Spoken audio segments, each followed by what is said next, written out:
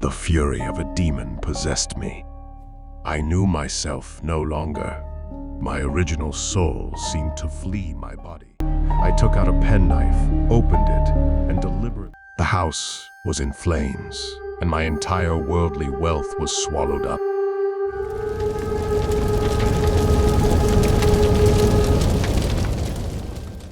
Interference led to a hideous murder.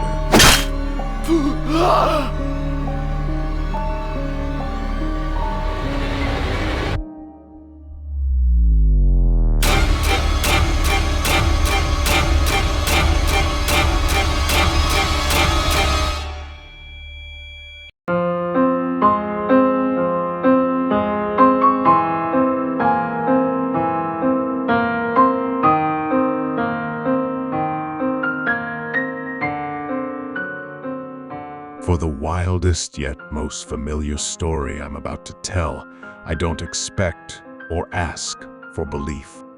It would be madness to expect it, especially when my own senses reject their own evidence. Still, I am not mad, and I am certainly not dreaming.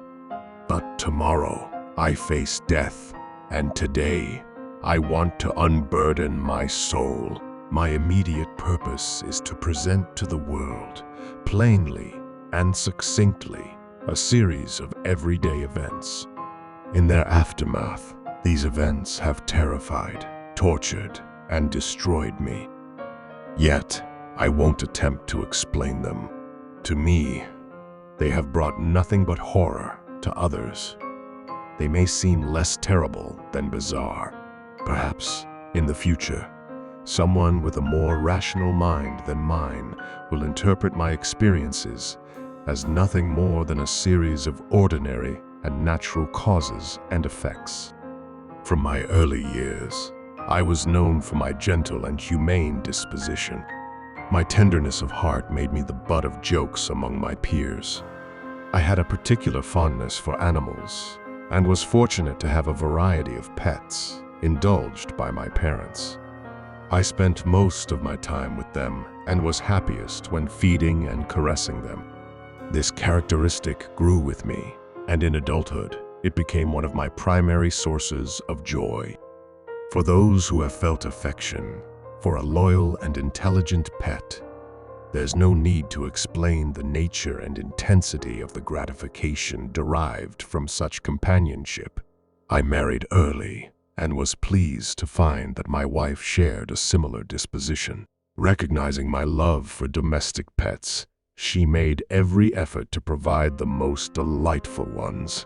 Our home was filled with birds, goldfish, a fine dog, rabbits, a small monkey. This cat, named Pluto, was a remarkably large and beautiful creature, entirely black and remarkably intelligent. My wife, somewhat superstitious at heart, often alluded to the ancient notion associating black cats with witches. However, she was never serious about it, and I mention it now merely because it comes to mind. Pluto became my favorite companion, and we formed a close bond. I alone cared for him, and he followed me wherever I went in the house, almost unwilling to be separated, even on the streets. Our friendship endured for several years, but during this time, my temperament and character underwent a significant change for the worse due to the influence of alcohol. I became moody, irritable, and indifferent to the feelings of others. I used intemperate language with my wife and, eventually, even resorted to violence. My pets, once cherished, now felt the impact of my deteriorating disposition. I not only neglected, but also mistreated them. Yet, I still restrained myself from harming Pluto, despite my cruelty towards other animals. Unfortunately, my alcohol-induced disease continued to escalate, and even Pluto, now aging and somewhat irritable, fell victim to my worsening temper. One night, heavily intoxicated, I imagined that Pluto was avoiding me again.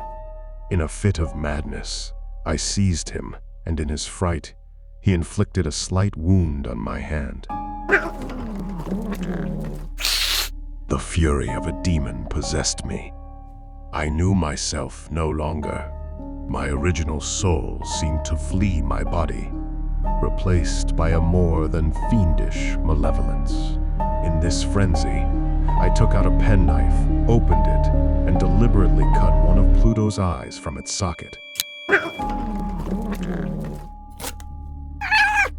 I blush, I burn, I shudder as I pen this damnable atrocity. The next morning, as reason returned, I felt a sentiment of horror and remorse for the crime, but it was feeble and equivocal. I plunged again into excess, drowning the memory of the deed in wine. Meanwhile, Pluto slowly recovered, but the socket of the lost eye presented a frightful appearance. Although he no longer appeared to suffer pain, he fled in extreme terror at my approach. I felt a twinge of grief at his evident dislike, but irritation soon replaced it. The spirit of perverseness, an unfathomable longing of the soul to vex itself, to do wrong for wrong's sake only, led me to continue and ultimately consummate the injury I had inflicted upon the innocent creature. One morning, in cool blood, I slipped a noose around Pluto's neck and hung him from the limb of a tree.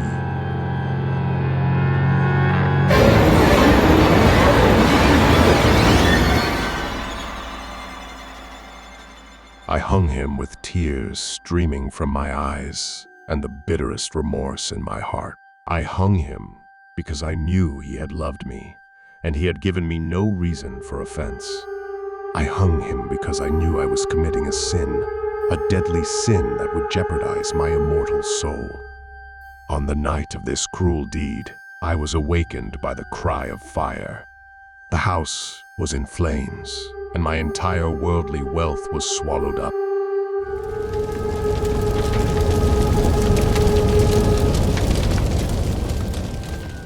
I resigned myself to despair.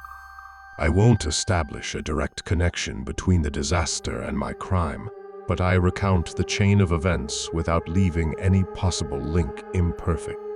The day after the fire, I visited the ruins. The walls, with one exception, had fallen in. In a compartment wall, I found a strange crowd examining a particular portion with eagerness. Graven in bas-relief, upon the white surface was the figure of a gigantic cat with a rope around its neck.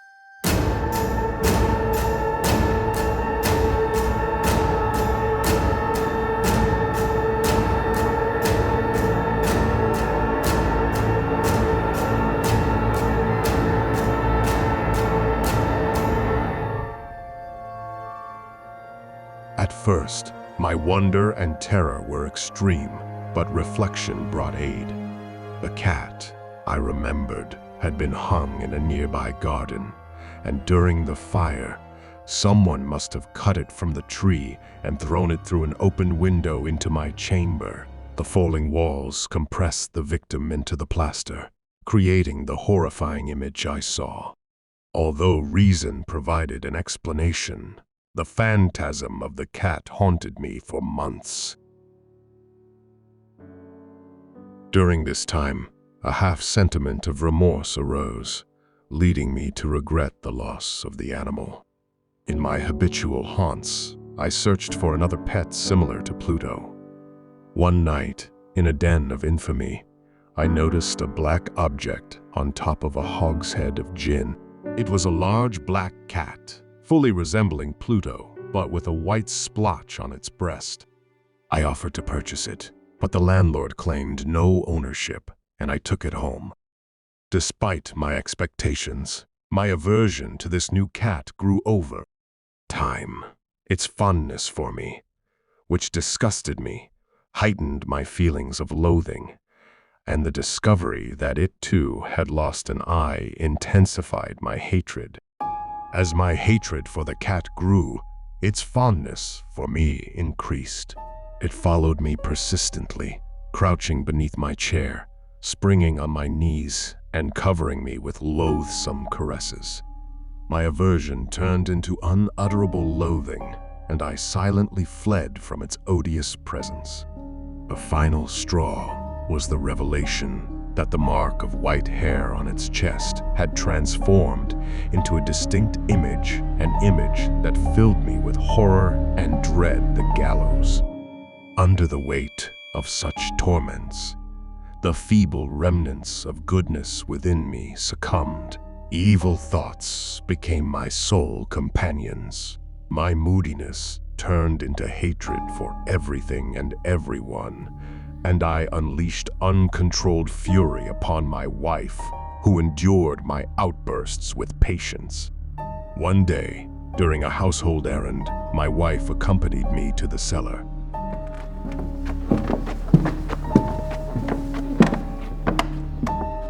The cat followed, nearly throwing me down the stairs and exacerbating my madness.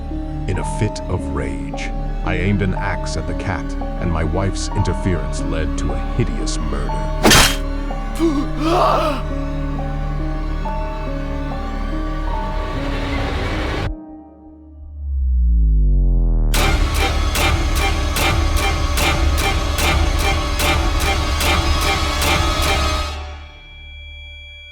I then set out deliberately to conceal the body. Unable to remove it from the house without risking observation, I considered various schemes. Ultimately, I decided to wall it up in the cellar, much like the monks of the Middle Ages were said to have walled up their victims. The cellar's construction suited my purpose. Its loosely constructed walls had recently been plastered, and a false chimney provided a perfect spot to hide the corpse. With a crowbar, I easily dislodged the bricks, inserted the body, and resealed the wall with mortar, sand, and hair, ensuring it appeared undisturbed. Satisfied with my work, I felt triumph, confident that my labor had not been in vain. My next step was to search for the cat that had caused me so much misery, as I had firmly resolved to put an end to its existence. However, the crafty creature had sensed the violence of my previous anger and avoided me. Its absence brought a blissful sense of relief. For one night, at least since its introduction into the house, I slept soundly and tranquilly, even with the burden of murder upon my soul. Days passed, and still the tormentor did not return. Once again, I breathed as a free man. The monster had fled forever, and my happiness seemed assured. On the fourth day after the murder, the police unexpectedly entered the house, conducting a rigorous investigation. Confident in the inscrutability of my concealment, I felt no embarrassment. The police thoroughly searched every nook and corner, even descending into the cellar for the third or fourth time. Unperturbed, I walked the cellar, arms folded, and the police were thoroughly satisfied. As they prepared to depart, my joy overflowed, and I couldn't resist a triumphant remark about the well-constructed house. In a frenzy of bravado, I rapped heavily on the very portion of the brickwork concealing the corpse. But to my horror, a voice answered from within the tomb, a cry, a wailing shriek of horror and triumph that could only come from the damned or the demons of hell. Swooning, I staggered, and the police, initially frozen with terror, rushed to dislodge the wall.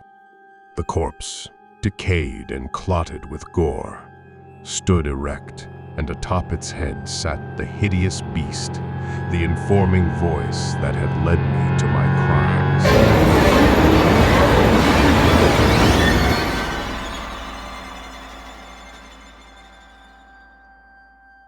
I had walled the monster up within the tomb. May God shield me from the fangs of the arch-fiend. The screams of my wife's corpse and the demonic cat echoed in my ears. I was wretched, Beyond the wretchedness of mere humanity, a brute beast had become the instrument of my insufferable woe. No rest, day or night, blessed me anymore. I was tormented by the creature I had contemptuously destroyed. Evil thoughts became my only companions, and my uncomplaining wife, the most patient of sufferers, fell victim to my uncontrollable rage. My descent into darkness was complete, and the consequences of my sins haunted me relentlessly.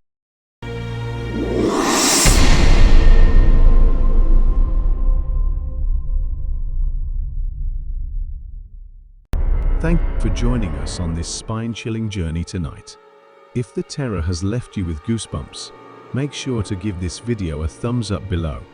Don't forget to subscribe and ring the bell, so you'll be the first to know when the next chapter of Nightmares unfolds. Your support keeps the terror alive, and we can't wait to share more eerie tales with you. And if you dare, share this video with your fellow thrill seekers. Let's build a community of horror enthusiasts together. Your likes, shares, and comments fuel the darkness that lurks within these stories. Until then, stay vigilant, and we'll see you in the next nightmare. Good night, and sweet, haunting dreams.